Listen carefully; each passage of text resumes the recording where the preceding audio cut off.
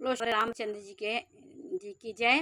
मेरे श्रोतागण, जब भगवान राम जी ने अग्निबाण छोड़ा तो विनय न मानस जड़ गए 3 दिन बीत। तब वो डर के मारे थाल लेकर के, रत्नों से जड़ा थाल लेकर के भगवान के सामने और क्षमा मांगने लगा कि मुझे माफ कर दीजिए। सुनत विनीत वचन अति, कह कृपाल मुस्काई। जेह विधि उतरे कपि कटकु, तात सो कहाँ उपाई। 59वें दोहे में ये समुद्र से और रामचंद्र जी का वार्तालाप पूरा। समुद्र कह रहे हैं कि समुद्र के अत्यंत विनीत वचन सुनकर कृपालु श्री रामचंद्र जी ने मुस्कुराकर कहा कि हे तात, जिस प्रकार वानरों की सेना पार उतर जाए वह उपाय बताओ। अब समुद्र से अपनी विनम्रता देखिए भगवान की, कि उससे उपाय पूछ रहे हैं। वो सब चीज से सक्षम है, लेकिन भगवान नीति के अनुसार कार्य करते। नाथ नील नल कपि दो भाई, लड़काई लिस आशीष पाई। और तिन के परस किए गिरे भारी, तरही जलधि प्रताप तुम्हारे।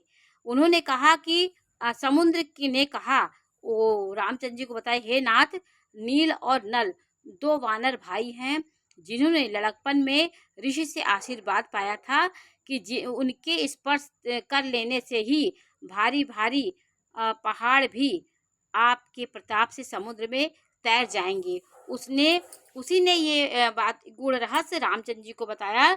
मैं पुण्य उर धरि प्रभु प्रभुताई, करिहो बल अनुमान सहाई। यही विधि नाथ पयोधि बंधाइए, जेहि यह सुजसु लोक त्यों पाइए।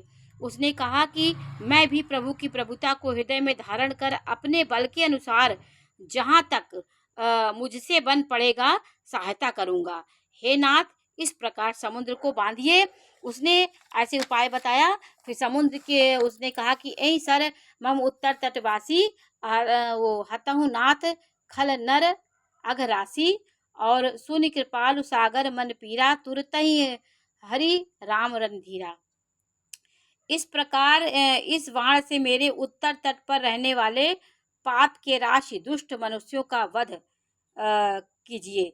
कृपालु और रणधीर श्री रामचंद्र जी ने समुद्र के मन की पीड़ा सुनकर उसे तुरंत ही हर लिया। उसकी पीड़ा को अर्थात बाण से उन दुष्टों का वध कर दिया। भगवान रामचंद्र जी कृपालु, देख राम बल पौरुष भारी, हरषि पयोनिधि भयो सुखारी। और सकल चरित कही प्रभु ही सुनावा, चरण बंदी पयोधि विषि धावा। श्री रामचंद्र जी भारी बल और पौरुष देखकर समुद्र हर्षित होकर सुखी मन से गया। उसने उन दुष्टों का सारा चरित्र प्रभु को कह सुनाया। फिर चरणों की वंदना करके समुद्र चला गया।